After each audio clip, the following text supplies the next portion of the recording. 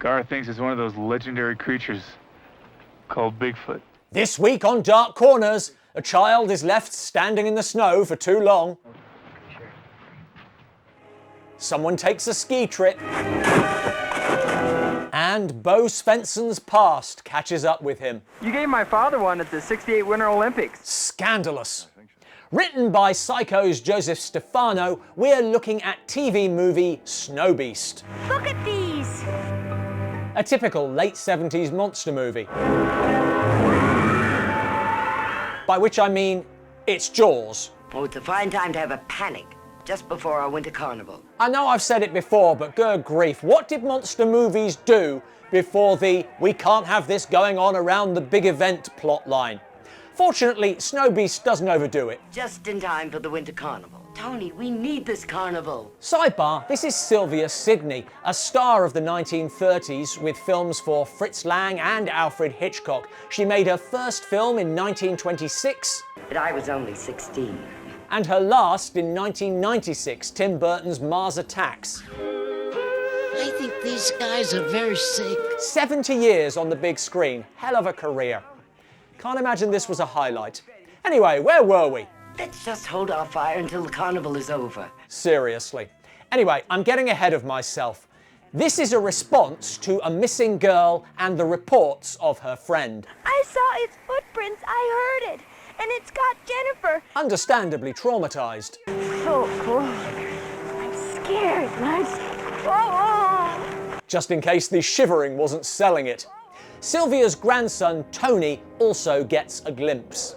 This wasn't an animal, and it wasn't human either. With the girl still missing, there's only one course of action. If it's all right with you, I'd like to take a couple of patrollers up there, look around, see what I can find. No, and that's an order. The Winter Carnival is at stake.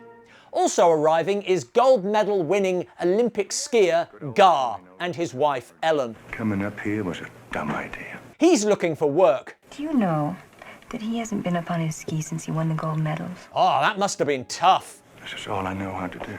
I don't know who I am off the slopes. They're old friends of Tony and get to catching up. Pressures. Comes with, Inheriting all this. I must tell you, I'm very impressed. By you inheriting something. Seems like Tony and Ellen were especially close. I've forgotten how beautiful you are. Tony, I'm right here. Things aren't great between her and Gar. Here and now, it's exciting, it's challenging, it's stimulating. Then I go home to Gar. And it's the winter of '68. This is what happens when the skiing goes out of a marriage. I've been having a lot of fantasies about you for the last year. Take me up the backcountry and carve me. Wait a minute. You know what you need? You need to have someone say he loves you. And I do, you know. Damn it, that felt like an open goal. Back at the monster movie, one of the rangers has gone against Tony's instructions and has gone out looking for the missing girl.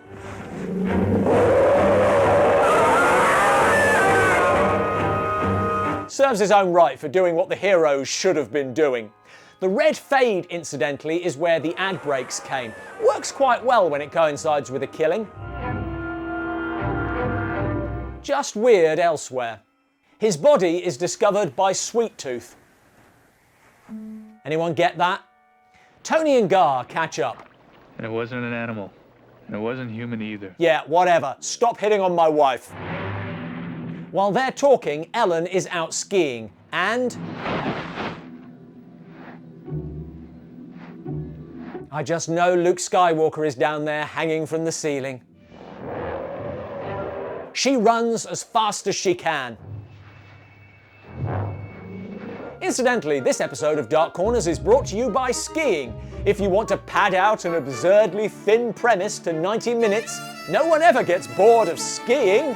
To this point, the creature has been largely represented by point-of-view shots, footprints, and the occasional arm. But now, down at the resort, that's pretty much it for the rest of the movie, which wins the Dark Corners Airplane Award for "We're also out of coffee." In the ensuing panic, Sylvia Sidney is injured. Not wholly convinced that was acting. She died as she lived. But we had to have our winter carnival. Talking about the Winter Carnival. and is given a 21 avalanche salute. Fire.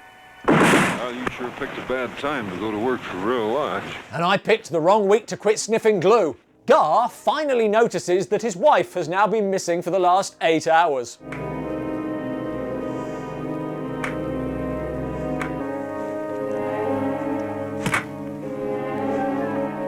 You see, I know what they're going for, but this means that the plot is he swore he'd never ski again. Then his wife went missing on a ski slope. And once he finds her... But once I got skiing, it was great. I mean, I was worried about you, but mostly it was just so good to be back out there. What was his problem exactly? So I figured that by not skiing anymore, I'd stay on top. But I didn't. Because things don't happen that way.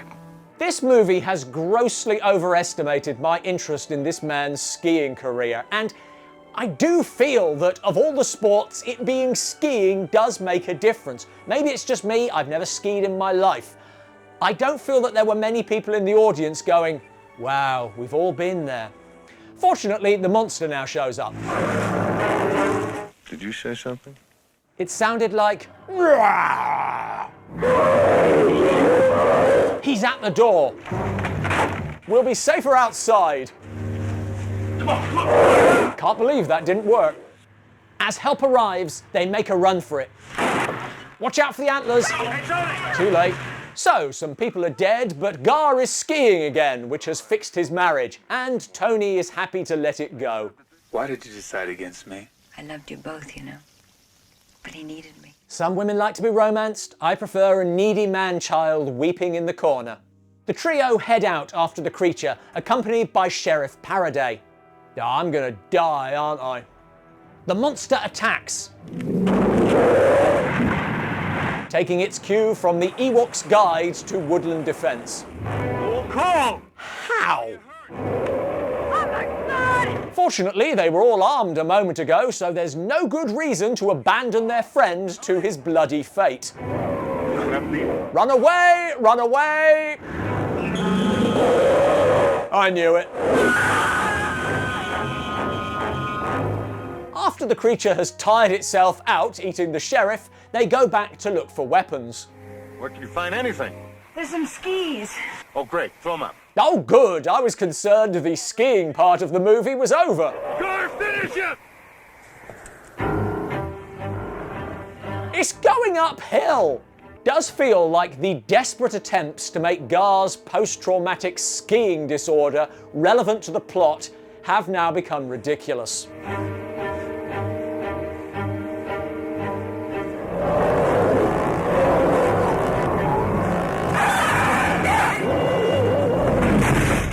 Thank God I let skiing back into my life.